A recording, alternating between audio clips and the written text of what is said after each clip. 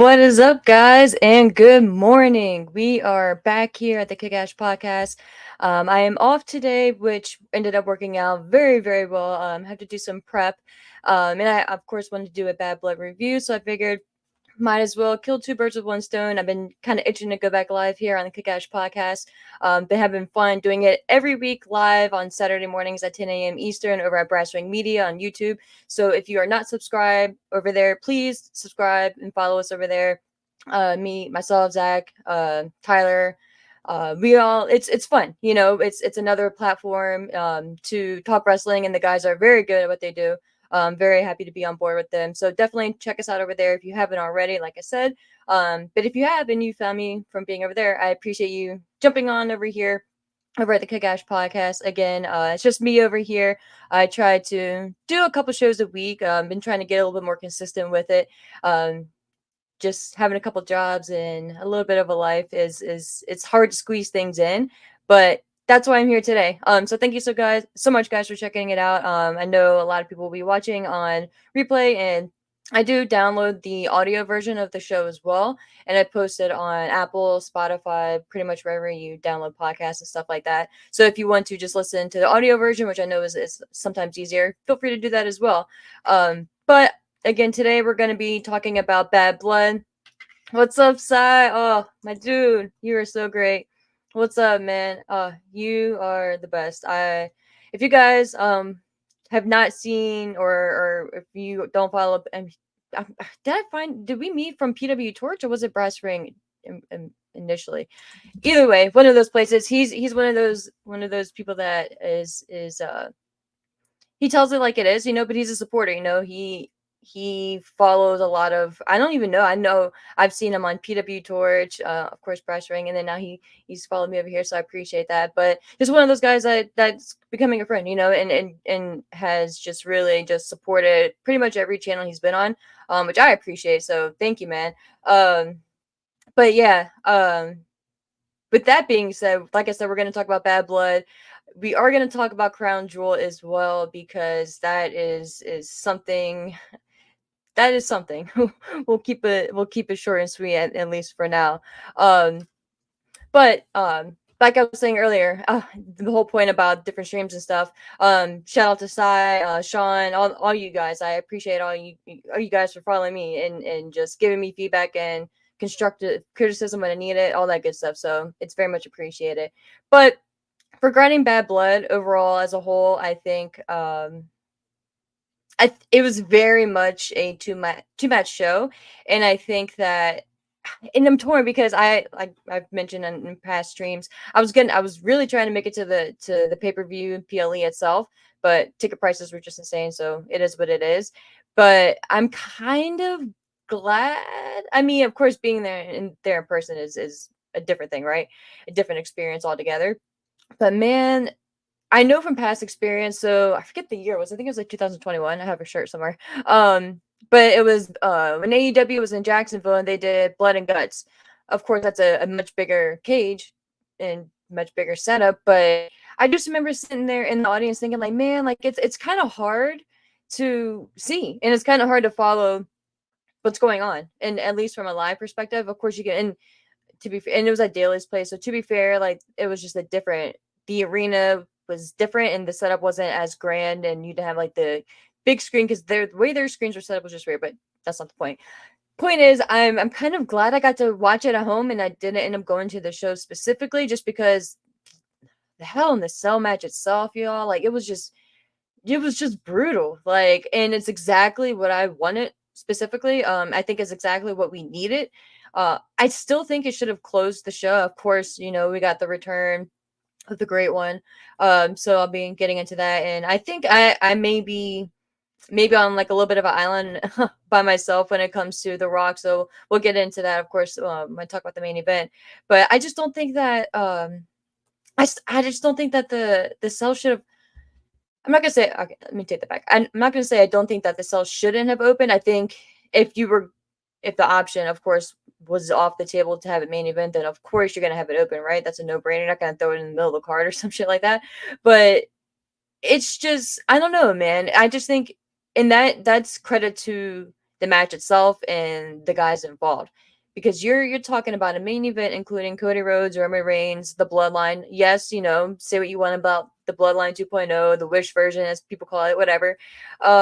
It still hits, and it's still the main story going on SmackDown. So for another match, especially another match that's not even involving the other heavyweight championship, for that to rival and to make a good conversation to main event the show in place of a Roman Reigns and Cody Rhodes match, I think that gives a lot of praise, and that should be held in high standard, and I think that the guys CM Punk and Drew McIntyre, they should take I would say take, pride in that too. I mean, it maybe doesn't matter to them. Um, I when we get to The Rock, I just speaking of Punk, there's just so many things I thought of, but it's just one of those things where I was kind of torn by it, but it's fine. I guess it doesn't really matter because it's on the card regardless, right? But man, and like I said in one of my previous shows, whether it was here or over on Brass Ring Media, I think that it was a an argument for why it should open is it allows more time, especially with the UFC going on afterwards and them starting earlier to kind of prevent as much as they can any overlap in any competition. I get why you would want to put that on early, and it's a good idea to make sure you have enough space for it to breathe, and just the psychology of the match itself too, was just, I loved it. I just love the story that it told, and I love how you really did get a finality feeling to the match, and I think that was one of the things that I was kind of hoping for as well. Again, I don't think that we're never going to see these two interact ever again, but for now, I think that it needed to be done, and I love what Drew did with the black bag. I'm sure with a lot of other people were expecting like this the stereotypical like I almost said brass rings. Thinking of brass ring media. Thumbtacks. Or maybe even like shards of like glass or something like that. But I love that it was beads. I love that it was the little bracelet beads. And it just first of all, I wonder if those bees have any relation. Maybe they're like a distant cousin to the Legos, because them fuckers hurt, man. Like if you step on them, or especially if you get like thrown on one of them, which I thankfully haven't, but I've stepped on a couple Legos in my day, and those fuckers hurt. Like it humbles you so much. So I wonder if those little beads, especially the ones with the stars, right, with the little point. Of course, it's not a pointy point like a Lego, but like I wonder if it has any type of impact like the Legos. So uh I need journalists out there, like Sean Ross Sapp, all you guys, like what are the other ones, Denise, who are always at the media scrums. Um, those are the hard hitting questions we need. We need answers to. So yeah, I'm just saying. But seriously though, like I love the blood too. I think that played a lot into the psychology aspect of it as well. I think that it wasn't just blood for the sake of blood, and it wasn't blood just because we're having a cell match and because it's a new era. It really meant something to me, and it really made a difference, and it added the gory and just the hatred like vibe to it, and that's what we needed. So I just loved it. It was, I don't want to say something so simple, but a spot we've seen before, with the superplex from the ring to for that Drew did to CM Punk through the table on the outside. I'm pretty sure they were just on the apron, but were they on the apron or the turnbuckle? No, no, I don't think it was the turnbuckle because they wouldn't have enough space. I don't think. But regardless, it was pretty certain on the apron. But regardless, it just, for whatever reason, that shot just really like that hit me. I was like, oh, like I cringed, and just watching them lay there. It was just, man, like I actually want to go back, depending. I'm sure I'll have a little bit of time maybe before Raw starts, especially since Raw is 2 hours now, guys. What? Let's fucking go. Now that of course the show is better, right? Now we get an hour taken away. Go figure, the irony. But yeah, I want to go back and watch the match. It's that's one of those matches I feel like when you rewatch it after seeing it initially live and then watch it a second time, maybe even a third time, um, you'll see something different and you'll appreciate it a little bit more. So props to those guys. If you haven't seen the gnarly gash that Drew has, like almost like dead in the center of his head, like I don't even know. I'm pretty certain it was staples, but I don't know how many he had. or I needed to get, but like that was just brutal. And I love the footage that they had. So this may age me, but I loved the footage that they had. I know I saw it on Twitter, but I don't know if it was WWE specifically. Of course, it was their cameras, but um, I'm not gonna. I was gonna pull up Twitter, but I'm not going to right now for that. Because I don't want to get in trouble for copyright. But it was just Drew. It was the after, not immediately after, but a couple minutes after the match ended, him walking backstage, and then first the one of the reporters was trying to like pretty much asking like, "How do you feel, Drew? Like, what are your thoughts?" And he just said like he mumbled a couple things, and then he just said "fuck off," which I thought was great. And then it jumps over to him laying, of course, in like the trainer's area, the doctor's room in the back, laying on one of those benches, and his head was of course laying back, getting addressed, and you could see like he was saying something. I think he just kept saying the F bomb, and I was just like, this is fucking great. Like, obviously I'm a fan of that, but I was just like, man, like the realism, first of all, of it is just appreciated because yeah, like if I just got my head sliced open and I was just in a brutal match for how long, I don't even know how long it ended up going. I need to pull up an official. I'm just kind of going off the cuff here, guys. I'm just going off of memory. I don't even have like any notes pulled up. I just scheduled the live and I was just like, fuck it, let's go. Um, but no, that's my train of thought. But no, so if I'm like on the table and I'm laying there and I just got my head sliced open and all that shit, like I'm not gonna be making sure. Obviously, I don't even do it now, and I'm perfectly fine. But I'm not gonna be sitting there worrying about censoring myself, and I'm not gonna be like, oh, like let me make sure I'm staying PG and all that. No, I'm gonna be like, f this, whatever, like, and that's just me because that's just the potty mouth that I have. But but back to the original point. I loved the shot and, like, the way they kind of filmed it, it threw me back in what I was saying a couple of seconds ago before I rambled, was the shot of, Royal Rumble was it 2000 or 2001? It had to be 2001, but it's one of my favorite, and I should know the date. I'm pretty certain I'm just conflating my brain. I have like a very like photographic type ish memory, so I remember like the visuals of like the posters, but sometimes I don't remember the exact year, which is wild. And of course, now that they don't really emphasize posters as much, my brain is sad, but it is what it is. But it was when it was Triple H versus Cactus Jack when they had that intense street fight match, and Triple H's leg got punctured. So was it through his boot or right above the boot? I wish I could pull it. I wish we could just like share like small clips because it was really cool. But it was I was a big, still am a big DVD fan. And it was one of those like special feature clips that you got, and it showed him backstage just laying on again on another trainer's table. This time he was belly down because he's getting the back of his calf and his like lower ankle or like kind of mid leg area sewn up, and it was just a puncture wound. And I think Stephanie was back there as well, but it was just real. It was just, I remember watching that as a kid and like a younger person, and just thinking like, wow, like first of all, we got a glimpse from backstage, and it was just different. I just remember feeling like, is he really okay? How's he walking? Like it was just different. And that's when I got a different level of like love, like for Triple H back then. But yeah, it was just, and so again, fast forwarding to my point, I don't know, I'm just kind of weird, but it gave me that vibe, and it wasn't one of those things where it was angle related or they were throwing on the PLE or anything like that. It was just kind of raw off the cuff, and it just kind of hit differently. So little things like that, and like in regards to production, I love what they're doing. Let me see what you had to say here, Sai. Yeah, yeah. So all right, back up.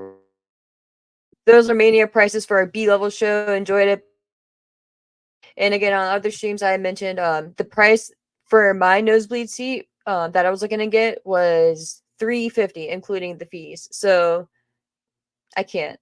I can't. I will twist things to justify some purchases when it comes to wrestling, but I not even I could do that. I was just like, yeah, I can't. I can't. That's just not even I can BS that. um You thought the cell was open? The cell opening was a bit. Yeah, Yeah, no, yeah. I'm gonna hold my rock thoughts. Um, yeah, okay, yeah. You said love the match, but thought the cell was largely wasted. I think it was used once, but otherwise, yeah, and that's a good point. That you mentioned. I was surprised too that we didn't get more of like the viciousness related to the cell, like just unless I missed it, which is why I want to go back and rewatch it. But grabbing of the face, and when they would just drag their opponent's face in the on the the structure, the cell. I know there's blanking on the word, but like the you know what I mean. The grooves of the structure and like the shit that makes it the cage.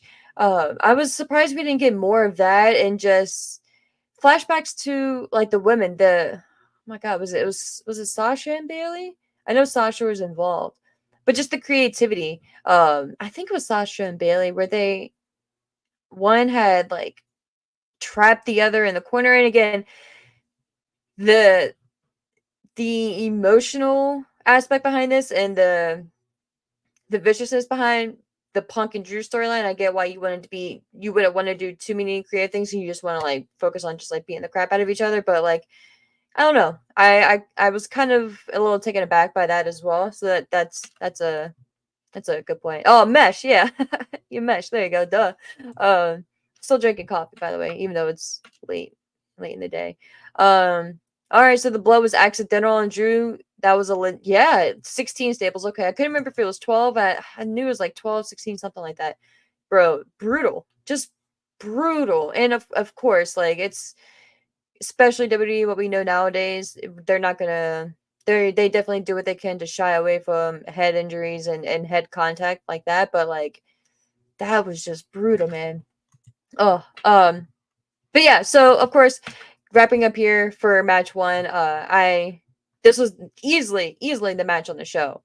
Easily. I don't think there's, in my opinion, any question on that. And I guess depending on what you like in a match, you maybe the main event was more your vibe, but I just I don't know, something about the this and kind of think about it too, like there was a lot of hype for this PLE, and I think that it delivered. It was still a pretty good show overall, but I don't know, just something was kind of off to me. It felt like, but I'm pulling up the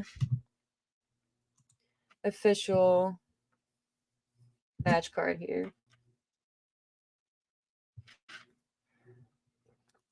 really quick, but I don't know. The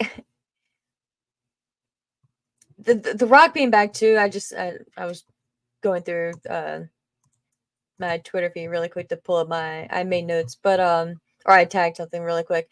But it's just funny, man, with The Rock being back, and I'm trying not to jump the gun.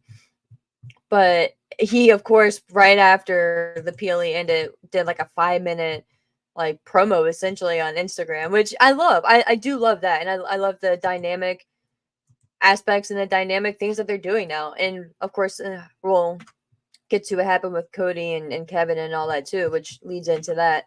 Um, and I guess I did miss the. I'm sorry. I kind of jumped the gun. Speaking of that as well, I didn't address the fact that we did have hosts for the show as well, and that is and was rather Bianca Belair, Jade Cargill, and Naomi ended up joining, which it was just kind of I actually, I was kind of joking there for a second, but I did want to mention this as well. And then thinking of them reminded me of that point.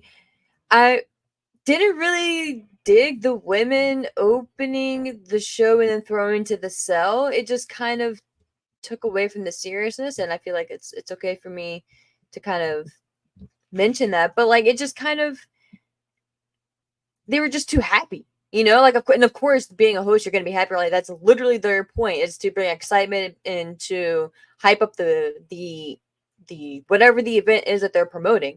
But I think there should have been a little bit of a buffer, and I don't think they should have thrown directly to the match. I just felt like okay, like I'm watching, like here we go, like the show's starting, like let's go, and then serious, and it was just kind of like a weird like influx of of feelings right there, and like a short. I don't know. Maybe I just read too much into shit, but it is what it is. But yeah, them being the host kind of reminded me of that. And then we did have Samantha Irvin singing "God Bless America," which she's just the talent this woman has is unreal. Um, I just she's one of those people that like you look at her and it's like how like I'm so like I'm jealous in a great way. Like I when I say like I'm jealous of people, I'm just like oh I envy you because like I wish I could be so talented as some people. You know what I mean? Like some people just make everything look easy and she's one of them. And it's like she can announce, she has a great singing voice. She what is oh my gosh, she plays the instrument. God, what is it? I saw a clip. I think she's at like Wale Mania.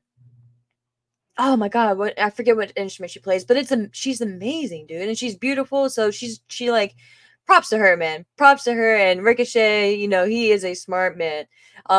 So good for him. But yeah, shout out to her. It's just it's amazing to see what she can do, and it was a very good coup for WWE, and I hope they sign her to as long as of a deal as they can, and as she's willing to sign, and they pay her accordingly because and you look at her and she's just kind of she kind of she kind of still gives off that like humble like everyday person vibe, you know, and that's what's amazing to me too is like she has this voice that's so loud and can just like control the room, but then she's just so nice and just so of course obviously I don't know her, but she's just so I don't want to say meek because that seems demeaning, but just so and normal, you know, and just like she's very relatable, I guess I would say. But like when you like even I'm sure talk to her for a few minutes, it's like, whoa, like who are you? So props to her. I just wanted to throw that out there because I remember when I was first I was like, this I feel like we haven't had this in a while, but as I was listening, I was like, man, like this woman is amazing. So again, props to her. Props to her. Um see what you had to say here, Sai. Okay, yeah, so you agree with me. You thought it was diminished by the women having them as hosts? Oh, I'm sorry. You thought it diminished the women by having them as hosts. Their role was to stand there and smile and dance at a buffet. Yeah, and dance at a buffet. That was a weird throwback that I didn't need.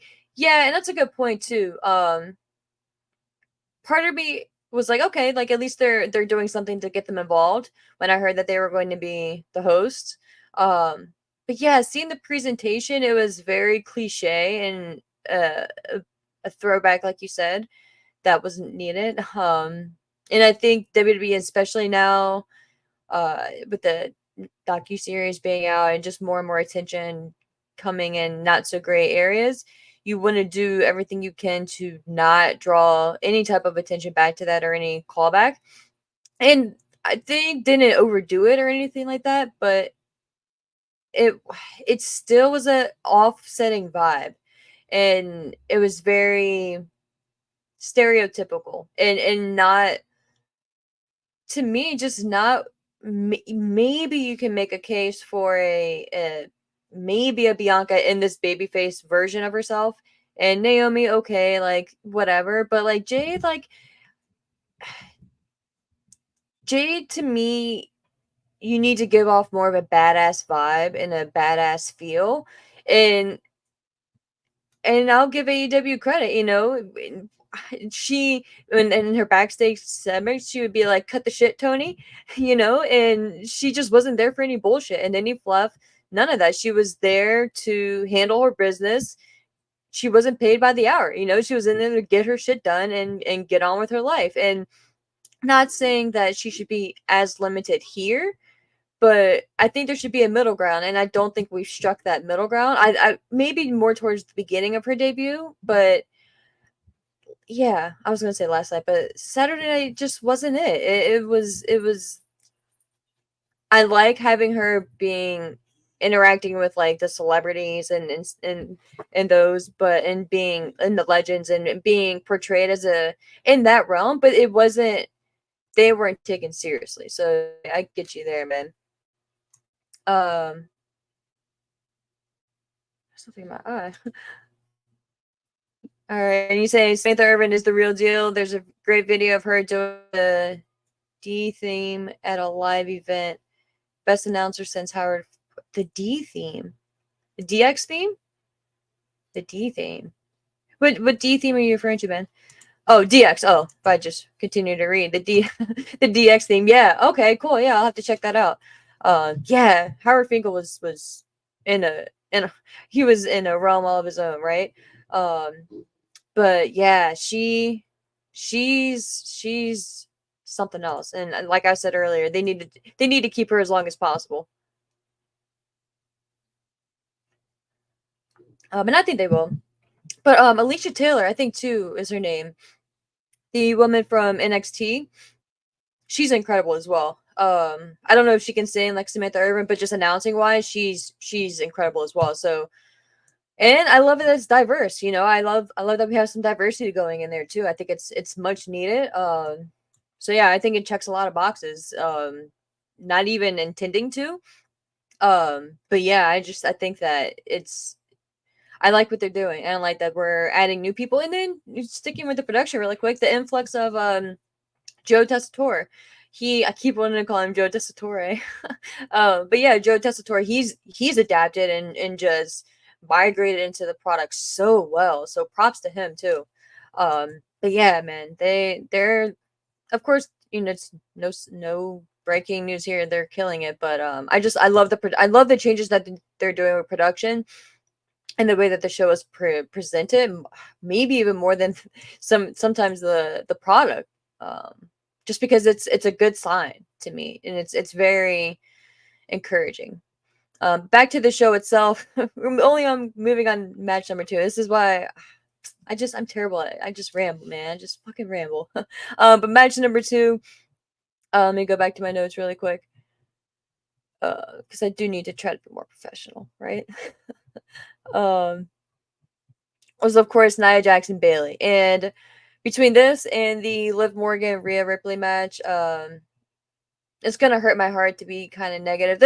The Nia Jackson Bailey match was better than the Liv Morgan and Rhea Ripley match. Not that we even need to compare, but just since I brought up both women's matches, so at least there's that. But there were some moments and again, I was literally just like I think on the stream that I did with Brass Ring Media, just putting over Nia Jackson, how she's improved and all this stuff, and how she used to get a bad rap, and just kind of like campaigning for Nia, right? And I'm not gonna say this is her fault, and I'm not gonna say this is Bailey's fault, because first of all, I don't know. Sometimes stuff is obvious, but like I haven't been trained to know like what specifically to look for and be like, oh, like yeah, it may look like it was Bailey's fault, but Nia should have actually done this. So that's why like I'm not gonna be like, oh, like Nia sucks or Bailey sucks or whatever. It could have just been an off night.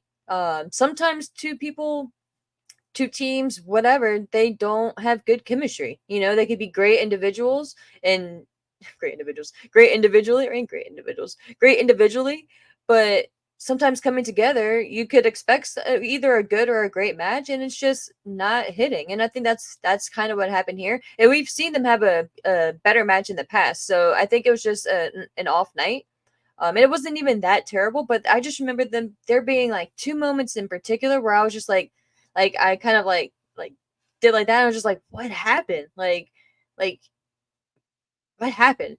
Um, so yeah, and I think even Michael Cole at one point was like, he was like, I'm not even sure who. He was just questioning it. I don't remember the exact phrase that he used, but he was like, I'm not even sure who got. Like he was trying to cover it, and he's like, to the effect of like, I'm not even sure who got the worst for wear there type thing, but it was something more direct. I felt like, I don't know, man. It was just kind of off in my opinion, but and to me in the match, that's shit happens, right? It is what it is. But the Tiffany Stratton interference. First of all, when she came out, we were all expecting it, right? She didn't have a referee with her, so that was telling. I don't think that they can get away with continuing to do the same type of setup with the cash in, especially for the women's side, right? We've seen Tiffany now do this a couple times where she runs out in the middle of the match, normally brings a referee with her. This time she didn't, and acts like she's going to cash in and maybe attack Naya or maybe do something to get over on Naya, but Naya either turns around or in this case sits up and catches her. And Stratton is pretty much saying, I'm so sorry, no, it wasn't, it's not what it looks like, da da da. Okay, but we need more development there. Like, Tiffany should be, and I get they're going, I guess, with a pushover type baby face for her right now, or still trying to gain her confidence in her feet type of thing. But for whatever reason, it bothered me a little bit more in this match. Maybe because we've seen it prior, but it just bothered me a little bit more seeing it this time. And I'm not sure what this does going forward for them, because like I was saying in my prediction show, I think Charlotte is coming back soon. So I don't know how heavy-handed they're going to continue to go with Nia and Tiffany, but that leads to my point then of why even introduce that so earlier or keep doing it. Like, why introduce this dissension angle between them so soon if you're just going to have her hold on to it for a little bit, like an extended, like if they already have an end game, if they're like, for instance, Rumble, like they know they're gonna have her cash in at Rumble, then, and like you want to keep Nia as a champion until then and build until then, like why start so soon is my question. So I'm gonna give it a little bit more time and try to hope out or hold out rather, but I don't know, it's that was just a little bit too much for me. Or just one too many. Just do something different, be more creative. I don't know. Like it's just kind of off. Let's see. Yeah, so you say it's easy to blame Nia, but it took two to get this wrong. If the announcers can't tell which one is selling, we have a problem. Yeah, man, exactly. And that's when Michael, like when Michael Cole said what he said, I was like, okay, like it's not just me, And the announcers are trained essentially to, I don't want to say ignore, but if they can tell something went a little wrong, like they're not going to draw as much attention to it. They're just going to have like a blanket statement and just keep it moving. But for Cole to bring it to light was telling. Okay, yeah, and you said think Cole said something like this wasn't pretty or something. Yeah, or this wasn't pretty or that was odd or something like that. Yeah. You say Tiffany was a distraction. I thought they were all waiting. Tiffany was a distraction. Punctuation is key. Tiffany was a distraction. I thought they were all waiting for a cash in. She was on the outside and she's an angle waiting to happen. Yeah, and I get it, but it's like I just feel like they just went into it too soon, especially since her and Nia were essentially kind of friends. So I don't know why they went into the dissension of it so quickly, but unless they're gonna have her cash in or Nia lose soon or whatever, however the breakup is gonna happen, have it happen sooner than we think. We got William Rivera in the chat. Good morning, afternoon, whatever time of the day it is to you, sir. Best match for Liv and Dom, especially Raquel came back, so was so good. Yeah, we'll definitely be getting to that here. Moving on, but yeah. So, long story short, with this one, no surprise that Nia retained. It's, and I love I I loved her gear too. It was pretty cool, but the I'm gonna look it up real quick, see if I can pull it up. Da, da, da.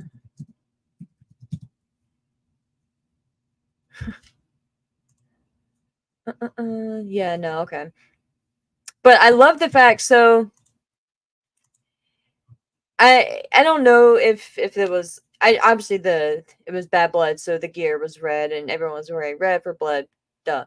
But the fact that Nia Jax does the bonsai drop, and last night with her gear, it just really just took me back to Yokozuna, and I don't know, I love that she does it, and I love, especially last night, and I know she's done it before, but especially last night with her doing it and then just sitting there and just crossing her arms and just like just chilling. It's just it I love it, you know, and I think um that's another reason why I like Nia Jax because I was a Yokozuna fan. But yeah, I don't know for whatever reason. I think not whatever reason I just said, but I think the gear last night just really. I was gonna see if I can uh pull it up, but I showed a clip by accident. Well, not by accident. I pulled it up, and like I said, guys, I'm still learning all this YouTube shit. So I pulled up a clip and on one of the streams I did with Elvis Escobar, and I had to edit it because I got in trouble for copyright. So try not to do that. But it sucks, man. I wish we could share shit. You know, I'm not trying to like steal your views, man. I'm just trying to like talk about it. But moving on, and again, please never come to me for predictions if you're looking to make a wager because I am not the person and I will have you lose money. So next matchup we had Damian Priest versus Finn Balor. I thought it was going to be a Judgment Day sweep, meaning they were going to clean house at Bad Blood. They did not. This match was pretty typical though, pretty much what you thought you were going to see.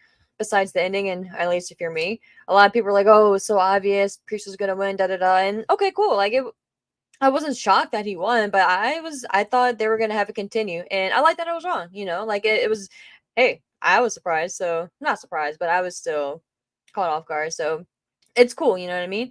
But I like being wrong. But the match and again, like I'm cool with being wrong, but I'm don't feel like this was it for them, especially seeing what happened in the women's match with Ripley and Morgan, which we'll get to next. But I just and I guess I can say table that thought. So as I was going to continue to say, I don't think that we're finished, but although because of what happened with Rhea, and it's just I don't know, like I feel like we could have gotten more from Priest and Balor and just maybe extended it a little bit longer. But Priest did mention in the press conference, which I didn't see the whole thing, but I saw clips of it, that Rhea is his best friend, but they need to like pretty much like go on their own path or like do their own thing or essentially something to that effect. So I don't think that Damian Priest is going to be continuing with Judgment Day, and I don't think he's really going to be involved much with Rhea Ripley. At least that's kind of the vibe that I got, which is very interesting to me because Rhea is, you know, Rhea is going to be continuing. So with Rhea continuing to go after Liv, obviously Dom is going to be there, so Dom is going to continue to be an issue. So if Damien and Rhea are best friends and obviously the Judgment Day thing, like why would he just leave her stranded? So and with not leaving her stranded, that obviously means he's going to be interacting with Dominic, which is going to bring out the Judgment Day. So that's why I was just going into this thinking that it wasn't going to be it for them. And I to be honest, like I thought Finn needed to win here more than Priest. I think Damian Priest, and if you've listened to me in the past, Damian Priest, I was a fan of his since back in the Ring of Honor, like Punishment Martinez days. Went to a couple of like the Ring of Honor shows, so I'm not gonna again. I was not like a diehard, like I followed his entire career, like I know like X, Y, and Z. But like I'm very familiar with him. I've had a liking and a respect for him for a while now. So that being said, this easily was his best year yet, right? I think he's just improved and grown leaps and bounds, and I think he's just not that he even needed to grow or improve, but like he's been given the platform and the stage to just showcase what's inside of him and to just really amplify that. So, and of course, I'm sure he's had guidance and help backstage. You know, just everyone needs it, right? So that has definitely having the machine behind you is just a blessing, right? So I think that that really had a big factor and a big play into getting him to this point, but with that being said, like I think he could have taken the L here. I think he could have handled a loss, of course, with the Judgment Day interference, which I had said in the prediction show. Like that's to be expected, right? Um, but I was surprised that he lost, or I'm sorry that he won rather, and that Finn lost.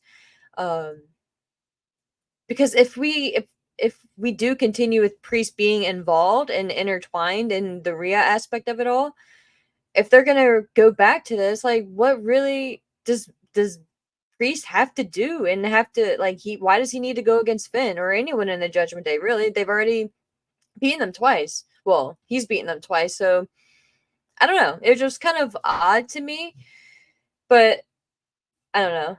That will, in regards to the crown jewel talk, we'll get to that here in a second. But so things could be shaken up. But I don't know. It was just very an odd. It was a very odd choice to me. But I love the viciousness of Finn. I love that he hit the coup de grace like what was it like 2 or 3 times, and you can still maybe use that as a not an excuse, but as an out for Finn. Like his emotions got the better of him, and he just went for it one too many times. And had he just maybe sealed the deal after, I think he hit two, and then he was going for the third, and that's when Priest caught him for the South of Heaven.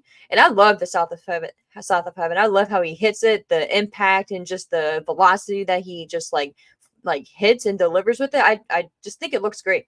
Um, but I don't know. I don't know. I think that Finn needed this moment here, and um, just kind of bummed by it. If nothing else. Uh, yeah, and Saya, you said you were surprised too, but that's good. It's not predictable, and it has been for years. I'm here for it. Yeah, man, me too. And that's what I said earlier. Like I'm happy being wrong. I'm happy being wrong, but I'm just as like I think like a person I'm bummed for Finn. You know what I mean? Which is wrestling is so weird, but yeah, like I want to see them continue. I in a weird way, like I want to see Finn continue to be pissed off that he can't beat Priest now, and that he, for whatever reason, Priest is that mountain that he can't conquer, and he's gonna continue to go after, which is normally the babyface side of it. So that's why I was just taking off on it. But I'm curious to see how they follow up with it, and if they do immediately, or if it's I don't know. I don't know. Because like even if they wait a couple months and then like address this at War Games or the Rumble, which I know isn't War Games isn't a couple months away, but if they address it even as early as there, and let's say Finn wins, then like okay, like he's won one match, and it's just I don't know, but I'm not down on it. I'm just like okay, like where do we go from here, type of thing. Um, let's see, Joshua. What's up, Joshua? He said it would be nice to see Finn get a singles win somewhere sometime, and yeah, that's part of the thing too, because it's you can only continue to go off of he was the inaugural Universal Champion. He's done X, Y, and Z. Like yeah, he has, but it's almost like the Kevin Owens thing too. It's like how many years has it been now since Kevin Owens has won a singles title, and that's what is that was part of the reason why Kevin first didn't feel like he deserved a title match against Cody and all that stuff. So to me, it's just you can go off of your past for a while, but then it's like okay, it's like almost like that "what have you done for me lately" thing, and not in that like negative way for Finn, but it's like okay, dude, like you need to win. Almost like a Jey Uso, for instance. So like, okay, dude, like we love you, like we're here for you, X, Y, and Z. But it's like you keep losing the big ones. So when enough is enough, and it's already like if you want to take it to sports, like your favorite sports team, like if you're a diehard, like I'll say Redskins. Like back when I was growing up, I was a Redskins fan, right? So yeah, and now they're called the Commanders. Um, they sucked, man. They were terrible. They were fucking terrible for the longest time. And then we got Robert Griffin III, and we're like, oh, this is great. Like, let's go. Like, then a whole bunch of people got on the bandwagon. Like, we're going. Like, we're NFC East champs, all this good stuff. Like, let's go. And then RG3 got hurt. Our owner was just terrible. And the management team was terrible. And it was just like, okay, but like that's my team still. I'm gonna ride for them, still drive 2-3 hours to go there, spend a shit ton of money on parking, all this stuff, to go and support your team. But when they continue to lose and lose and lose, it's like, Jesus, man, like help me, help you, like it just gets to a point where it's just not fun, and when you get to the point where you're just there for everything but supporting who you're there to be supporting, right? Like when you're there just for the tailgate party, for the after party, and all this shit. And wrestling, when you're there for every other match but who your favorite was, it's like, damn, like what are we doing? And it like, why is that? Oh, because your favorite can't win shit. It's like, okay, well, what are we doing? Like why? Like why? And again, not to say that you shouldn't support your people, and like the second they're on like a losing streak, you should jump off. But in wrestling, you can control that much easier. And it's like, bro, like with Jay, and that's why I was so in favor of him winning the IC title. I was like, he's at the point where he needs something. So that's kind of where I'm at with Finn. maybe as not as pressing with Finn because he's not as main event. Clearly, that obviously plays into it, right? But he's not as heavy as importance wise. But I don't know, man. It's just kind of getting to that point with me with Finn. It's like, come on, something needs enough is enough, and it's time for a change. You know what I mean? Like, oh, come on. So getting to the crown jewel of it all here really quick, and then I will have to stop my side tangents because I have to let me see how far this place is. I have a appointment here. So if depending on where you're at in the world watching this, I do live here in Florida, and we are expecting a hurricane again. This one is much worse, and they're taking much more seriously, and it's already a Cat 3, and it's potentially going to be a Cat 4. It's heading towards Tampa, St. Pete area. I live in Orlando, kind of Central Florida area. And with the trajectory of it, unless there's some big changes, it's like coming like straight for us. Normally, obviously, when it makes landfall, sometimes it dissipates in strength, but it's gaining more and more strength, and they're projecting that it won't die down until once it goes through Florida, like pretty much like slices us in half and goes to the other side and then the Atlantic Ocean and all that shit. So I say all that to say I will eventually have to be jumping off here because I have to go get my oil changed. I made an appointment to go get all that shit taken care of for my vehicle in case we do have to evacuate. So my car doesn't stall out on me and my babies. I got some dogs here, partner. So yeah, I don't want to stall out. That would be terrible timing. So I'm trying to be a responsible adult and need to try to find some more water and shit like that too.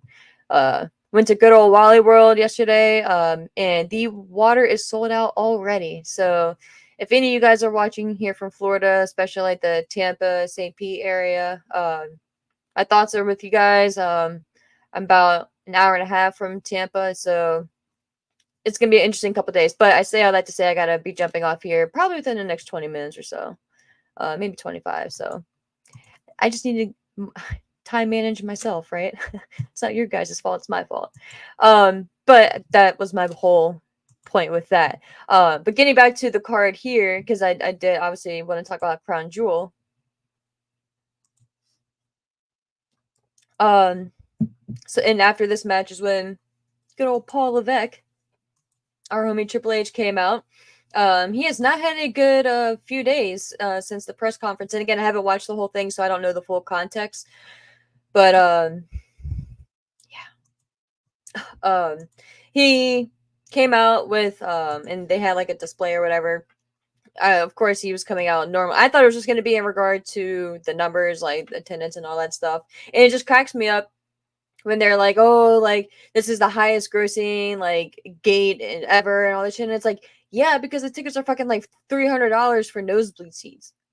Like, I'm not supporting that. Like, I'm not cheering that. You know what I mean? Like, bro, like don't rub it in my face that I just spent $300 fucking dollars just at the top of the ceiling. So like, come on. But I was just like that always cracks me up. Like when they announce that and the fans are just like, yeah, like let's go, like. Yeah, because we all spent a fuck ton of money to watch the show live. And trust me, I spent, like I said before, stupid amount of money on wrestling. So I am them. But not this time. They didn't get me this time. But he said also it was their 60th sellout this year, which props to them. That's fucking incredible. Especially when you think back to the Attitude Days. Everyone wants to go back to that era, right? And compare. They didn't even do 60 sellouts that year, and this is that, when you do comparisons, that's wild to think. But then he moves over to Crown Jewel, and he makes, he tries to hype it up, and he makes an announcement for that Crown Jewel will be returning, and legit the crowd boos, and like you hear groans, and I was just here for, I was like, make your voices heard, people, and Triple H kind of had like a slight small reaction. It was this, like, I get it. But I'll get to some comments here in a second. But I was just surprised, that he, I don't know if he expected something different, like a positive reaction, but whatever. Yes, it's been some years now, so maybe he thought that people have gotten used to it or it's fine, but It's still a touchy subject, my guy. But he says that the annual event will feature the top reigning men's and women's champion from each brand meeting, and it's kind of like a night, essentially like a night of champions, is what like when he was describing, I was like, okay, so night of champions. He said neither title will be on the line though, which thank you, but there will be a winner who'll be named the crown jewel champion, which cringe. He unveiled a huge, which thing is fucking massive, a huge crown jewel title belt, and said it had 50 carats of diamonds and the belt will signify the best of the best. And that's when Gunther came out, which we'll get to in a second. I'm going to see if I can pull it up though here really quick because the title is fucking massive. Like I saw it and I was like, Jesus, you know what it reminded me of? This is going to sound so stupid. It reminded me of, because when I had it on in the background at first because I was finishing up on my part time, and by the time, at this point, whatever, it doesn't matter. But I had it on in the background, right? And when he first unveiled the title, I was like, first of all, that thing is fucking massive, and I was like, I immediately flashed back to the Punjabi prison, and kill me now, I know, but it was just like, I don't know, my brain, like I probably need my brain studied, but I was just like, yo, this thing is massive. So I'm gonna pull it up here really quick. It's just, it's beautiful though. Like, don't get me wrong. Like, I think it's a nice looking title. Um, it was just very jarring for some reason. I know it's stupid. Um, Here I'm gonna pull it up really quick. Let's see if I can get a better single screen. No, all right. So I'll just pull up the article. My brain is just something else, guys.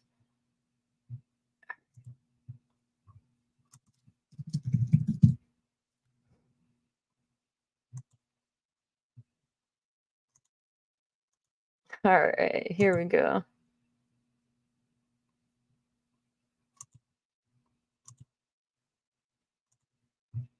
And again, it's beautiful. Like, don't get me wrong, it's a beautiful title, but I wanted to see if I could. Yeah, here we go. Again, guys, me and technology are not best friends. But yeah, look at it. So it's a beautiful title, right? Um, I just okay, where to start? The whole idea of them wanting to do the best of the best, champion versus champion, night of champions. I was never really that much of a fan of it in the past because one of your champions, and okay, so taking a step back, it could be presented as maybe like the NFL. So you have the best of both divisions coming ahead to meet each other at the Super Bowl, right? You're the best on one side, you're the best in this division, you're the best in this division, whatever, you come to me at the Super Bowl. I get it. With every sport, right? NBA, each division, conference, whatever. So in that situation, you do have the best in one conference, right? But in that series, the best, there can only be one best and one NFL champion, essentially, right? One winner of the Super Bowl, one winner of the NBA championship. So in that aspect, you can look at it that way and not have to be too concerned of, okay, well, if Gunther loses the Cody, like how's Gunther gonna look?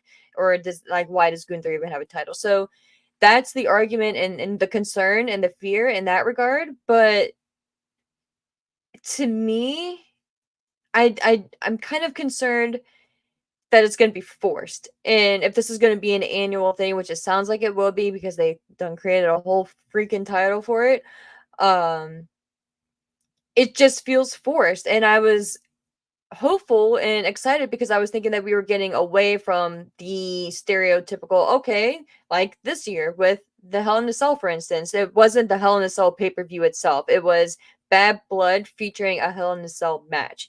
So now my concern going forward each year with the Crown Jewel event is going to be, okay, whoever your Universal Heavyweight Champion is going to be facing off against the World Heavyweight Champion, right?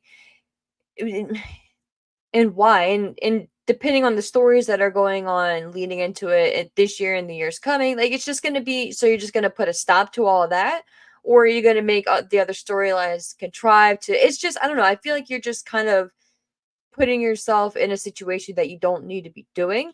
I get the idea of, okay, you want to have like a champion versus champion match. All right, cool. Like that could be fun. And the match itself, I'm sure will be just incredible, right? Like Cody and Gunther, I think it's a fun clash in a lot of ways of styles, but a lot of similarities in styles too. Um, on paper, they have a lot of similarities, but they're also very different in very different backgrounds and the way they got to the game, right? And I think that the concern is going to be how both come away looking at it, or looking rather, and in the sense that I think they're both Gunther and Cody. I think it's still too soon. I think if you have Gunther lose to Cody, it kind of just solidifies like, okay, yeah, we have two two champions, but the Raw champion is kind of secondary, and we've already known that, and this just confirms that, and it takes away everything that Seth tried so hard to build, and even Damian Priest, and what they were trying to build and elevate. So it kind of concerns me for that. And then too, like if you have Cody lose, is that going to be because of bloodline interference? Is it going to be something to do with The Rock? And then if that's the case, like, okay, so Cody lost to Gunther, but only because there was interference. So I just feel like it's already setting up a negative taste in my mouth just because it feels forced and because it doesn't necessarily need to happen.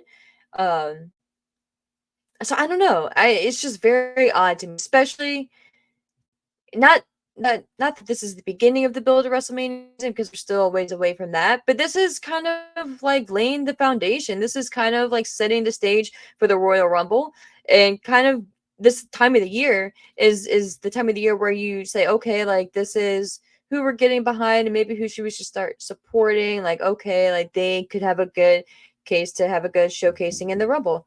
So it just depends. It just depends. Hold on one second, guys. I think I have a visitor and maybe my maintenance team. So hold on one second.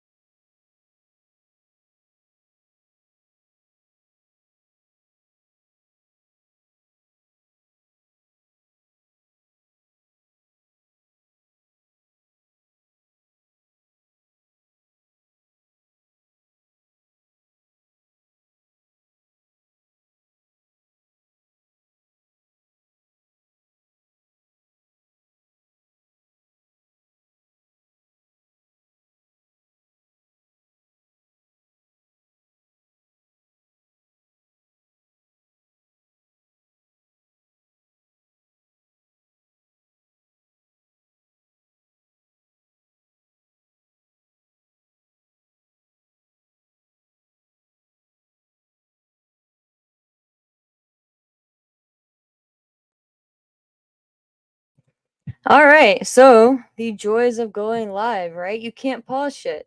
And I'm not one of those fancy people who have like videos or anything like that to throw up. So apologies, guys. um, but yeah, that was my maintenance team. They came by to make sure they gave us the 411 on all of our items on our balconies. Make sure all that shit's tied down. So told them I got the memo, but I'm kind of busy, guys. Can we wrap it up? But yeah, I don't even know what point I left off at. But I see Sean is here in the chat. What is up, man? I'm gonna go back and then carry on because then, like I said, I gotta go here at like around 1. Um, Scrolling back, William. Yeah, I do live near close to where Liv got arrested. Not too far. It was wild to not see, but wild to watch the footage, the body cam footage. And Senor Vidar, uh, I don't kill me, guys. I have never watched Star Wars. I put one on one night and I think I ended up falling asleep and I just never made an attempt to watch it again. I know it's sacrilege to a lot of people. Joshua says he strongly considered going to Bad Blood, but the price tag didn't work for me. Right there with you, man. I said, fuck that. I can't. Yeah, Sean, what is up, man? What is up? That Crown Jewel Championship, awful. Hated that. Sorry, Triple H. Why are we giving these matches away? Exactly what I was just saying. Yeah, Sai says they deserve that reaction. Play stupid games, win stupid prizes. For sure, gotta throw that up there because that is the truth. This stupid belt makes me wonder. Throw that up there. If Sammy might beat Gunther tonight on Raw, then Sammy gets Sam. Then Sam or then Sammy gets Sammy. Then Saudi gets Sammy versus Cody and save the bigger match for a U.S. show. Man, I think a lot of people would be going crazy if Sammy beat Gunther. We'll see, man. I don't see that happening, but man, and then you say then Gunther gets the world title back. I don't want to do that to Gunther, man. Um, but man, it could make sense since they're promoting it so much. It's gonna be on Raw, and Joshua agrees with you. He says, "Sorry, he hadn't considered that, but now I'm concerned. That's exactly what they're gonna do. It's gonna play out." And yeah, man, I'm worried now too. Sai, oh, now you got us all stressed over here. Um, yeah, and fucking Goldberg. So we'll talk about that really quick, and then moving on. Fucking Goldberg, man, like this guy, like. Of course, they're in Georgia, so he's gonna get a pop in. People love singing Goldberg; it's fine. But I and thank the heavens for Gunther that he went out there and was like, what did he say? He was like, I need to clarify, like a pretty much like a. Oh, let's see if I can pull up the quote. Okay, yeah. So he says, no disrespect.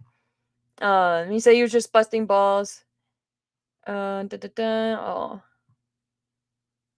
trying to find the quote here really quick. Yeah, so Gunther says he needed to clarify that when he told Bret Hart that Goldberg was his hero, it wasn't true. Gunther asked how someone like him could be impressed with a one-trick pony like Goldberg. He said, no disrespect. And he added that he was just busting balls. Gunther then turned his attention to Gunther's son, Gage, that was sitting right beside him, and said he hopes Bill was a better father than he was a professional wrestler, which is just fucking fun.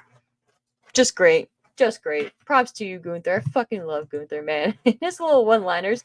And I love that he's just getting so amused with himself too that he likes it. He like whenever he says something like he just gets a big he cheeses himself up. My dog is over there trying to make her bed. This has been quite the show, guys. Quite the live stream. Now you guys get a glimpse of sometimes what happens when I'm recording. But actually not, because normally everything's fine. But except when you go live, right? But moving on, we have Liv Morgan and Rhea Ripley for the women's championship, of course, with Dominic in the shark cage. He was not directly over the cage. He was over the entryway area, which made sense. And I was wondering how they were going to do with the cell being right there. I don't remember his leg getting, or his like ankle being like shacked to the cage and pretty much like put in like a, oh my God, like a constraint. So when he was making an attempt to escape the cage and he fell, I was like, oh shit. Like it really got me at first. And again, for time purposes, I'm gonna kind of speed up a little bit here. Sorry guys. But the the match itself, I was just not a fan of. Again, they've had better matches in the past, and for whatever reason, that night just wasn't their night. But the thing that really bothered me the most, like, cause whatever, like I said earlier, shit happens. You know what I mean?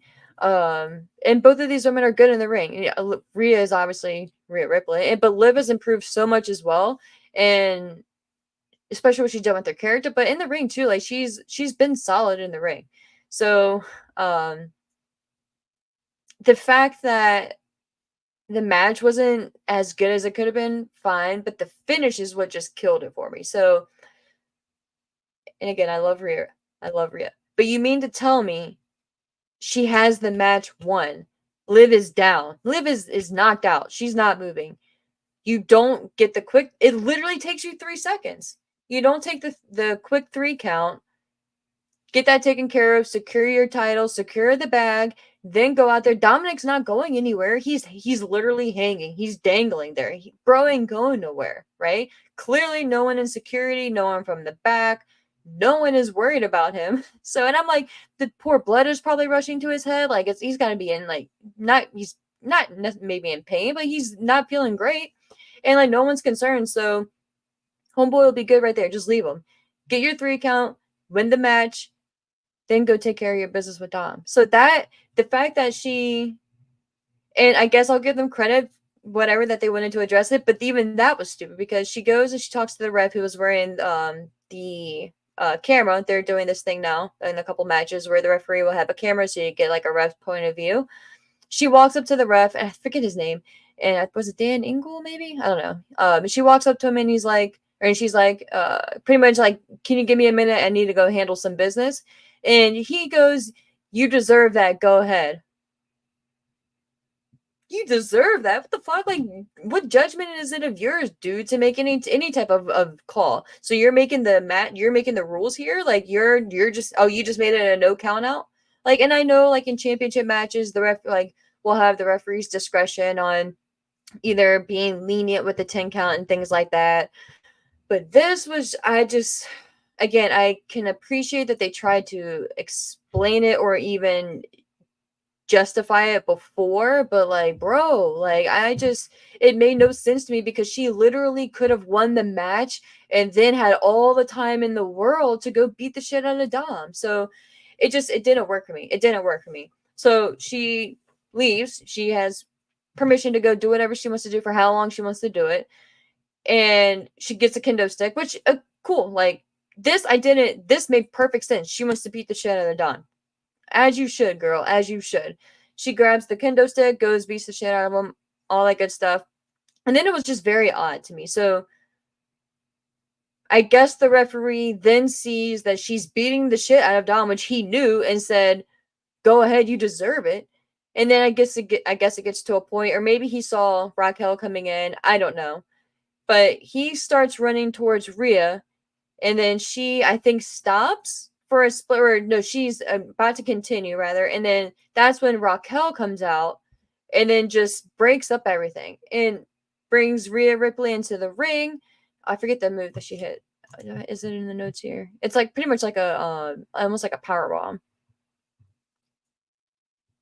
Okay. Oh yeah, the Tejana bomb.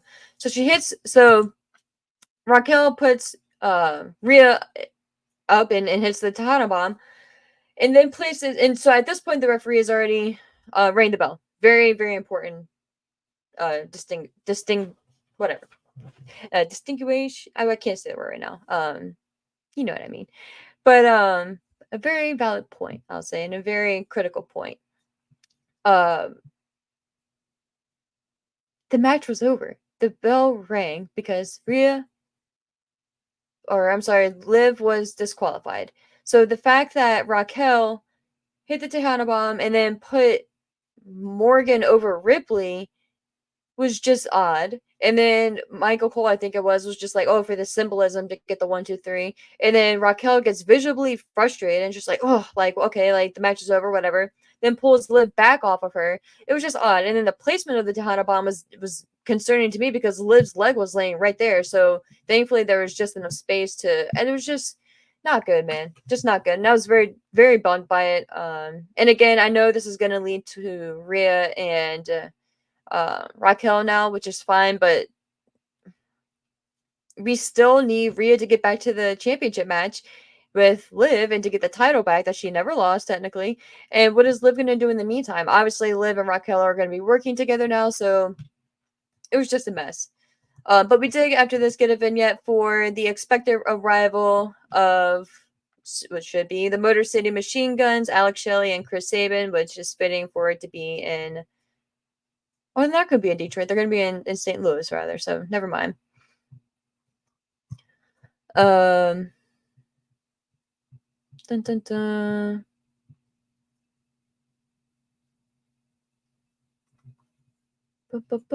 Going through.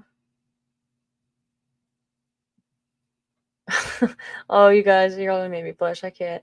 I'm trying to catch up on this chat. You guys. Thank you, Sean, and thank you, Sai. You guys are great. I really appreciate it. Yeah, I don't hold back, and that's my problem sometimes. But likewise, Sean, you're a true friend as well, my friend. No pun intended there, or play on words. But yeah. Oh, Joshua, thank you, Joshua. That's really cool.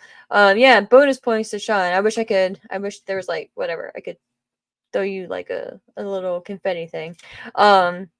But bonus points to Sean for mentioning my podcast in a Torch chat at some point. That's how you got here. Thank you, Joshua, for coming over, man. I appreciate that. That means a lot, man. I am very random, very not like the Torch, but I respect them. I love Wade, his coverage. So yeah, I appreciate everyone. So yeah, I'm just going through the comments just to try to catch up here before I move on. Okay, so that's where you heard me first too. Okay, cool. Yeah, we were wondering about that too, Sean. I didn't know exactly where Sai and I had met from the first point. But yeah, Joshua, thank you, man. The tone of my saying fucking Goldberg is everything you need to know. Yeah, man, I'm just fucking over Goldberg, man. Like, I'm gonna come back later on because I gotta leave in like 10 minutes to go again get my oil changed. Fucking maintenance guys. But yeah, man, getting back to my Goldberg point before we move on here to the main event. I know I'm backtracking a little bit. I'm just so over it. I'm over Goldberg. He literally was just shitting on everyone, saying, "Oh, like boohoo me, like he didn't get his retirement thing, like whatever, man." Like again, like I have respect for Goldberg, respect for what he's done for the business, everything like that, all that good stuff. So nothing like that. But bro, like no one is owed anything, I think. And you've had a fucking amazing career. You've made shit ton of money. Like you had a lot of things go your way that shouldn't. The match with the Fiend, I'll never fucking get over, man. Like just don't like. I'm gonna try not to get started on that because it grinds my gears, man. It just grinds my gears that like I don't know. Just I'm gonna leave it at that because we, now, now, if it's gonna be a match where Goldberg comes in and he faces off against Gunther and Gunther just demolishes him within the 3 minutes, and Gunther even mentioned that at one point. He's like, "I'll give you 3 minutes or something." Like, I just love it. I love it, and I will say, to be fair, Goldberg was a good sport. He took the insults from Gunther because like he's one of those guys that gets super sensitive about this shit, right? Whatever. Kind of like Bret Hart in that route. Like you don't say certain shit because they get real sensitive about it, which I understand. People have different boundaries and that's fine. But it's just like if it's gonna be Gunther just demolishing the Goldberg, 100%. But I ain't trying to see no 5, 10, 15-minute match between Gunther and Goldberg. Can you fucking imagine? I don't even know how that shit would look on 2K, much less in real life. Like, can you fucking imagine? Oh god, I can't because I can't get on that soapbox right now because I gotta go here soon. But yeah, man, y'all mentioning Goldberg again, just ugh. Let's see here. Joshua, yeah, you said the ref cam is dumb, but you give them credit for trying stuff. Yeah, I'm not even in the camp of that it's dumb yet, depending on how cheesy they get with it. But I think it could be cool. But yeah, again, giving them credit for trying new stuff. Not everything is gonna stick, but you don't know unless you try. You don't know if you're gonna make the shot until you shoot. So that's just kind of my my take of it. But I just the whole like, oh yeah, you deserve it, and Rhea added that was just like, bro, like no, no. And then Joshua says reportedly the ending was botched. The ref wasn't supposed to see Raquel, but she wasn't the least bit inconspicuous, so the ref had to call for the bell. Now, if that's the case, then props to the ref. Sitting here shitting on him. If that's the case, then props to him for making and for being able to make that call. Like, hey, I'm seeing something I can't ignore. I have to get involved. I have to call the match. Rather, I have to. It's one of those situations where if the wrestler doesn't pick up their shoulder and the referee has to count to three, he's gonna have to count to three, and then they got to deal with it in the back how they're gonna do it. So that would play into why Raquel was so frustrated. So I would get that, but if that's the case, then like how, like what happened where? So if he wasn't supposed to see Raquel, where was Raquel supposed to be? Or like what was he supposed to be doing to not see Raquel? Like I have even more questions then, really. Um and then yeah, so you followed up there, which actually good on the ref for calling the bell instead of just pretending to be an AEW ref. The stepping over the leg on the rope, bro, I can never. I can never. Again, I give everyone so much respect and props for being in the business and going through the training and doing what you're doing and making the grind. But like, exactly, if something is literally in front of your face, you got to do what you got to do, and then that's on them in the back to deal with it. Like if it's on the wrestler, if it's on the production, whoever, that's on them. Like if we're not, then what's the point of even having the referee there to begin with, or having any rules, really? Just have them there just to count the three count and have, I don't know, you can get down a long rabbit hole, which is just dangerous. Um, hey, Tom, oh, wow, it's so cool to have you here. You say I really wasn't a ref cam fan either, got real awkward. Yeah. And the view is kind of awkward too. But man, shout out to you, Tom. I loved Tom and Nick. Just talking to Sai about you earlier. Love Tom and Nick. I was very sad when it disappeared, and it well, not disappeared, but when you guys stopped the show and it was no longer a thing. So hope you're doing well, man. And hope you guys can get back soon and do something soon. It was really fun to listen to you guys banter and go back and forth. It's very fun dynamic. Um, and Tom also says Raquel was supposed to push Rhea through the ref. I'd expect it just didn't work. Refs are supposed to play like it's real. Yeah. Okay, so yeah, then that would make more sense too if the referee is supposed to get like pushed and not seeing, what happened type thing. Then that would like a typical ref bump. That would make sense.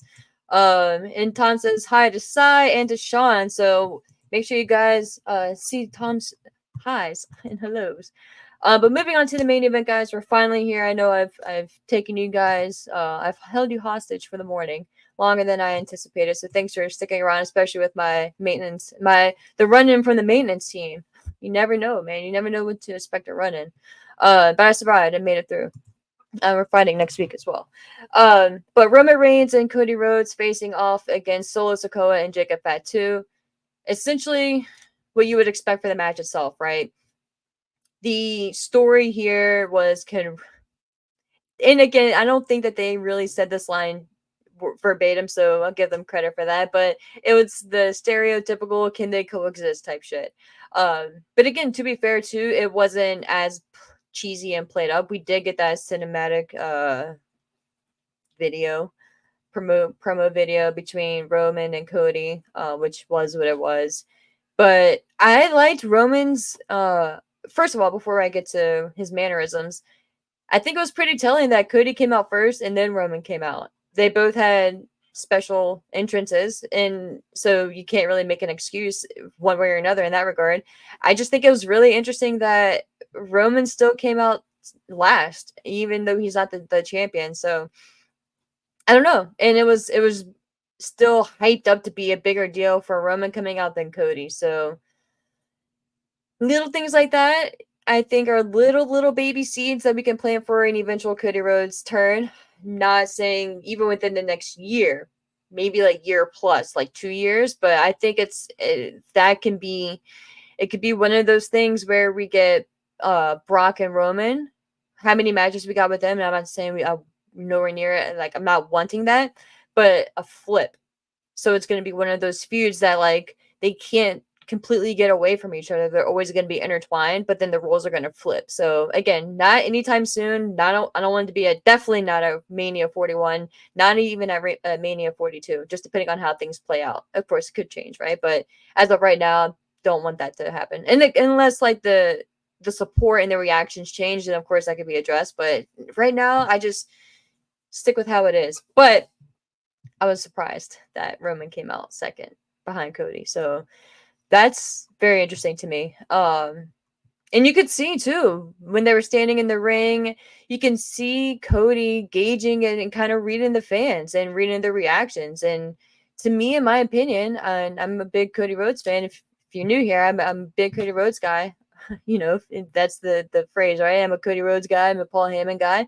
You know, if we're going with that, then I've always been in the Cody Rhodes camp. I gained more respect for him and more love for him on when he left and all that stuff. So, but yeah, like I'm not gonna go on that route, but I've been there with Cody. Like, I first started liking him when he did it was dashing, and then he had the paper bag gimmick, and he had the face mask and all that shit. I was like, man, this guy's so entertaining. And then just went from there. But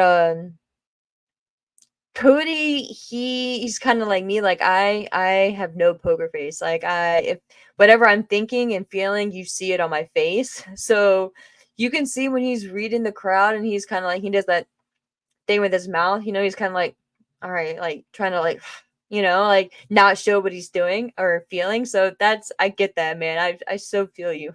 um, you can tell there's like some like an itch and like just like something in Cody that just rubs in the wrong way with the reaction with Roman. I don't think he's ever going to admit it or anytime soon, but it's just something that sits there. Um, so between that and then in Roman's mannerisms, I just love how Roman reacts to the fans. When they're saying "fuck you, Solo," he's like, "Yeah, yeah." He's looking at him. He's like, "Yeah," and like he feeds into them. Now I just want Roman. I just need that one promo from Roman just to let us in, man. And part of me is concerned for him to do it in front of the fans because the fans just have to make it about them and just that fucking what chant, you know? But so part of me is concerned about that, but then part of me is like maybe the level of respect that we have for Roman, because I don't do the what chants, they're cringe. But maybe we won't do that. You know, maybe we'll actually let him speak. That was the one thing during the pandemic days that I really appreciated, was that some of the promos hit more effectively and just hit harder because there was no interruption, no chiming in. Now, of course, I'm definitely don't want to go back to those days, right? But there's a case where sometimes a different setting actually helps more, or it can hurt more. So yeah, whether that'd be like a not behind the scenes, but like a backstage type of setting for Roman. But I think with Roman, you need him in front of the fans too. So I'm kind of torn on that. But yeah, and I'm gonna, yeah, I'll just say that now. The dive, I think you're referring to the dive from the top turnbuckle onto the end table, and I think he did that to Jacob Fatu, if I'm not mistaken. Yeah, because Roman pinned Solo. So yeah, and the little salute that Cody did, I thought that was pretty telling too. So fast forwarding a bit towards the end, when Jacob Fatu was on the announce table, Cody was going up to the top turnbuckle, Roman was in the ring with Solo.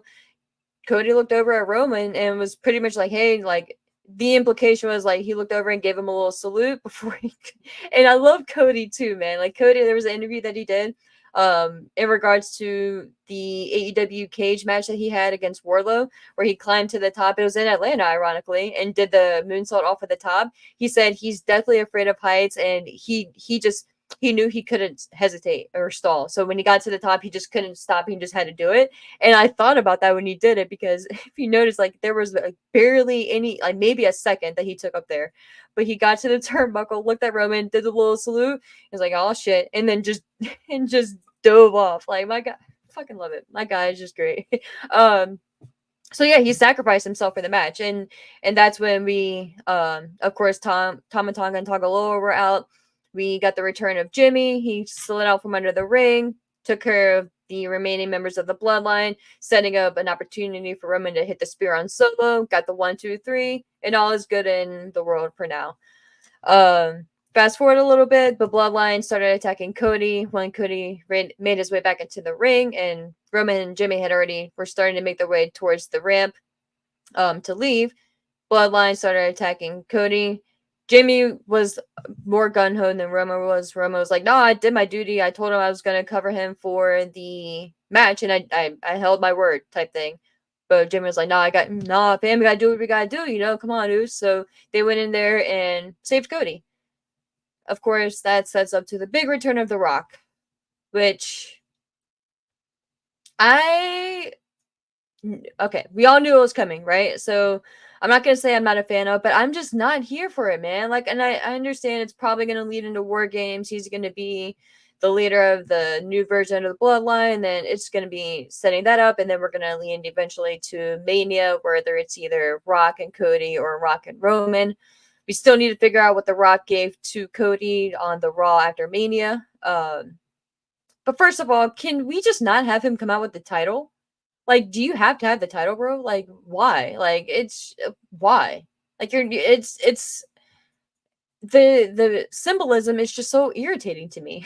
And I maybe I don't really know why. Maybe it's just like an unwarranted disdain for him carrying that title around, or just any title. Period. It's just you're not the champion, man. Like, it's kind of like when in AEW when they would carry around like the Owen Hart tournament titles, like it's not a real title. Like, it's a symbolism that yes, like you either won this tournament, or his title I think is the one that was it Muhammad Ali's family gave him, I believe. So it means something. Like, don't get me wrong, but it's like, bro, like it's not related to wrestling at all. Like, and you didn't win it in a match. Like, just put it up on your mantle, bro, and be happy about it. But like, make a shirt of it if you need to. But like, I don't like you don't need to carry it around. Like, unless you're going to defend it. Then if you're going to defend it, then okay, then that's a different title, or that's a different, yeah, it's a different title. It's a different situation. But it's like, I don't understand like why you need to bring it around. It's just very odd to me.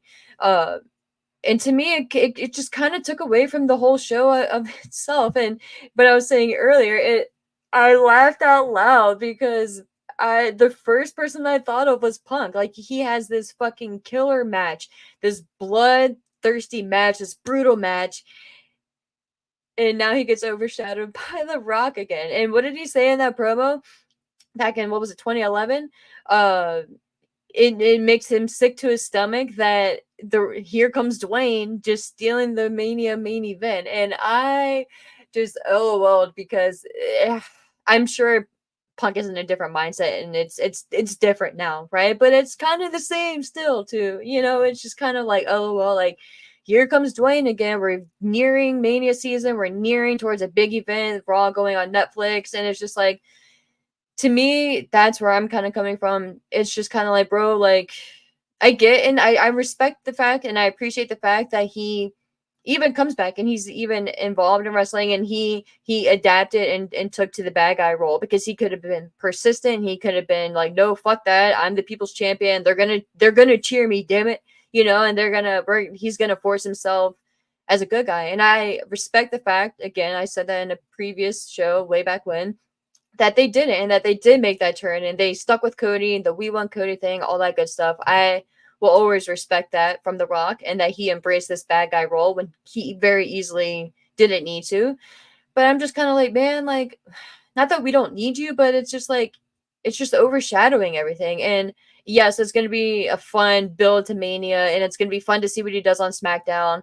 But it's like, I want it to be about Cody, and I feel like we still need the focal point to be on Cody and building him as a champion and his own champion away from the bloodline, and away from all this shit, and away from The Rock, and just having him be a solid champion without it having to do with anything in relation to The Rock, Roman Reigns, anything, and just being as kind of like Jey Uso, just being his own man. So that's kind of where I get annoyed from it.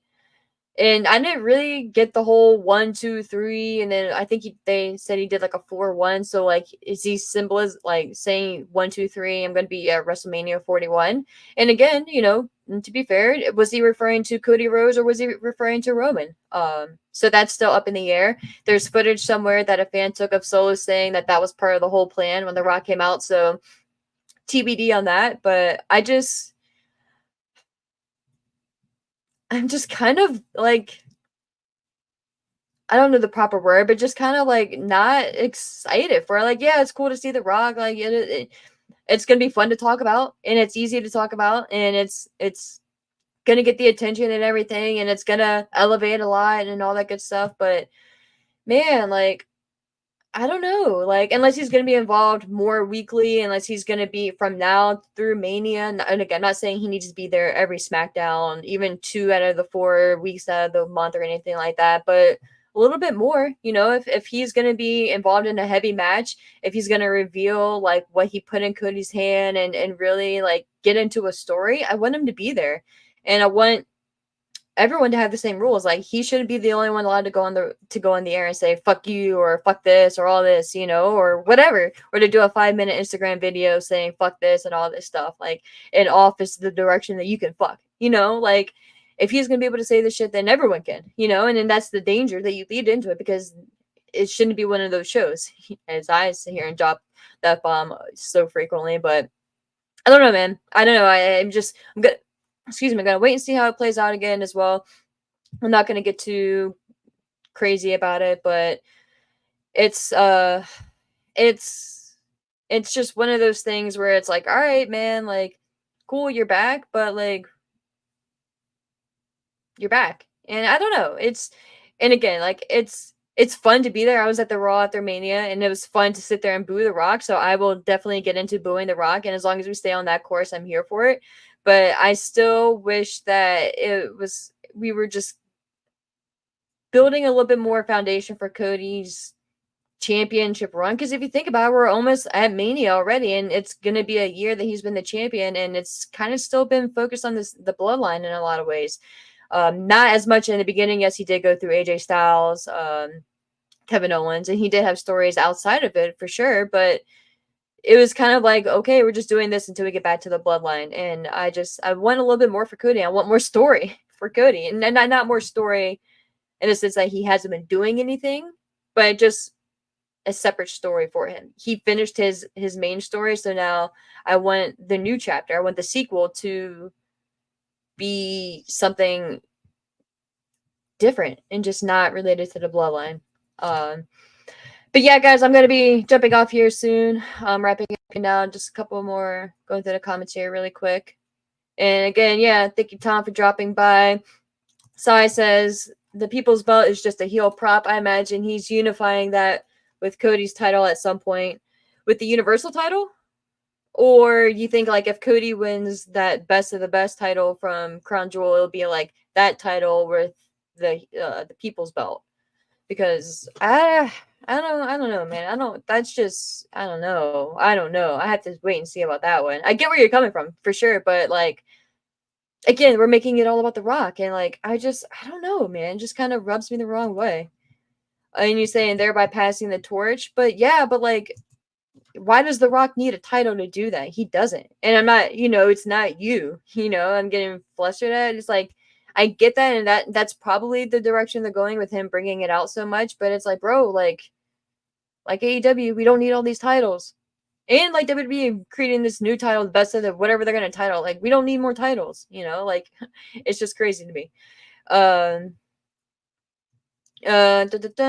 Sean says he's willing to let it play out because The Rock is still a huge star, and I think he could put over Cody even. Yeah, and of course, right? Of course, The Rock is like the biggest star ever. He's gonna, not ever, that's hyperbole, but he's the biggest star, especially right now, and he's gonna put over Cody, all that good stuff. Yeah, like, I'm not concerned with him beating Cody or anything like that, but it's just like, I don't want it to be like, oh, thank you, Rock, for doing this for Cody. Like, I want The Rock to feel like he needs to step up to Cody and not Cody needs to step up to The Rock type thing, which I know it sounds crazy because it's The Rock and everyone is stepping up to The Rock, right? But I don't know. Like, to me, like, I don't know, you're the champion for a reason, man. Like it should mean more. And again, I'm definitely, like I said earlier, I'm going to let it play out, so I'm not going to get too crazy. But I don't know. It's something is sticking sideways for me.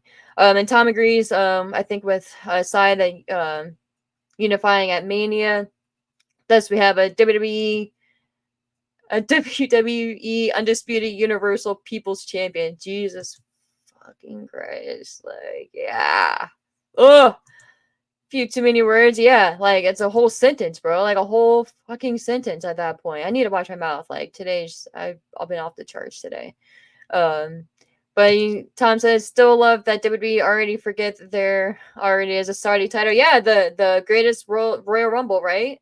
That's what Braun Strowman has, that green title. And then Sai says, yeah, the Rock's People's Belt versus Cody's Universal. I don't think they give an F about their Saudi belt. Yeah, they don't. It's just, and again, I understand they're just doing what they got to do to please. I'm not going to say that phrase, but to make good with their partners, right? And the people giving them billions or $1 billion. I get that, but I don't have to like it. They ain't give me that check, so I don't have to like it, and I don't have to support it. But with that being said, guys, I do have to wrap up here because I have to go adult now. I have to go find some water, have to go get my oil changed, and prepare a little bit more, continue some laundry, and yeah, get ready for Raw tonight, which again, guys, is 2 hours. Like, let's go. Raw is 2 hours, 8 to 10. So we'll have a quick, easy night tonight. I'm very curious and intrigued to see how they do like pacing and formatting of the show. If it's gonna feel like that big of a difference, or if it's not. We'll be able to watch some after shows a little bit earlier, so that'll be fun as well. Let's see, just a couple more chats here. Don't want to ignore anyone. Sean says he's going on Jason Powell's show here in a few. If anyone can, yeah. What time does? What time did they start? Jason Powell over at ProWrestling.net. He has the Pro Wrestling Boom after show that they do live. Let me see if I can find the info really quick. I'll throw that on here. But he does that with Johnny Fairplay, which is so fun. A great dynamic there. Johnny is Johnny is Johnny, man. It's very cool that he does the show with Jason Powell every I don't know, like every other or every month. Whenever there's a PPV or PLE, Johnny and Jason do the reviews, and Sean has actually co-hosted with Jason a couple times when Johnny hasn't been able to. So definitely check that out. I'm trying to see here really quick if I can pull up the info because I actually may want to try. I don't think I'll, depending on what time. Oh, it's 2 p.m. Eastern. Sweet. All right, so I'm gonna throw this up here really quick because right now it's 1:15 Eastern over here in the US of A. All right, so I'm gonna throw this up here really quick.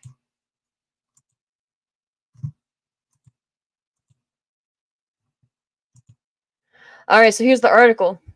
And again, ProWrestling.net is Jason Powell's site, so definitely check him out. He is one of the ones that I go to for especially match analysis. He does great, like move by move. He does very well.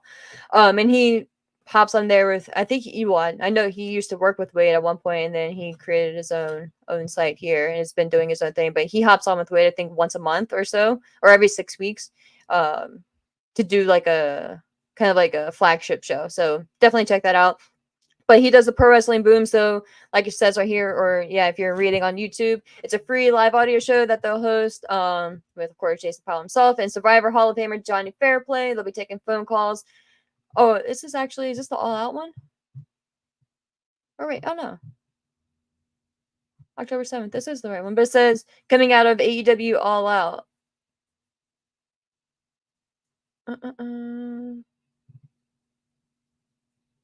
So I guess maybe, I don't know. Maybe it's just, I don't know. But I'm assuming he's going to be talking about Bad Blood, right? And along with any other additional pro wrestling topics. And then the next live edition will be Monday, October 14th, coming out of Wrestle Dream, which I couldn't freaking believe that Wrestle Dream was next week. I was like, what? But yeah, it's unreal. Of course, you can email in at .netjason@gmail.com, or you can call in. Here's the number, which is what I was looking for as well. I'll highlight that. 773-897-6321. And then once you're connected, press, I think, 1. Yes. to signify that you want to join. So yeah, guys, as Sean mentioned, he's going to be jumping over there and he's going to call in. So if you can, definitely check that out as well. But thank you, Tom. Thanks for jumping over, man. I truly appreciate you. And like I said, I loved what you did with Nick back in the day. And I didn't realize that you had your own channel and everything like that. So I'll definitely be checking that out as well. But Sai, thank you, man. I would definitely do my best here. See what we got to do. Maybe we'll be evacuating here in my area. I'm not really sure, but I'm just gonna go find some water and get some oil so I can do whatever I need to do. But yeah, guys. Yeah, maybe someone forgot to update their template. Yeah, I've been guilty of that. So, yeah. And Sean says he won't be buying that show. We'll talk about that because, yeah, I got some thoughts about AEW. And then Joshua says, I think we have Tom with a live show later today as well. Yeah, if you do, Tom, throw the I have to jump off here because I gotta head out now. But Sai says Tom is 10 p.m. UK time, 5 p.m. Eastern. So thank you for that. I'll definitely see if I can check that out and give Tom a subscribe over there. But yeah, thank you, Sean, as well. Thank you for the prayers. I appreciate that, my friend. And thank you to everyone out there. Thank you for joining me. Went way longer than I thought, but I appreciate you guys as always. We'll be posting. I'm trying to get a episode and finish the docu-series for Vince McMahon. Finally was able to finish that series, so get those review shows out here as well. But until next time, guys, thank you so much for checking out the show. I truly appreciate it and bearing with me through my little maintenance run in earlier. But until next time, guys, thank you for again joining here and just interacting with me and the channel. And feel free to check me out over at Brass Ring Media as well, 10 a.m. Eastern live every Saturday. Feel free to like, subscribe, all that good stuff. But until next time, stay safe out there, especially if you're in the Florida area or in the path of Milton, Hurricane Milton. But until next time, guys, enjoy wrestling and stay safe. Bye-bye.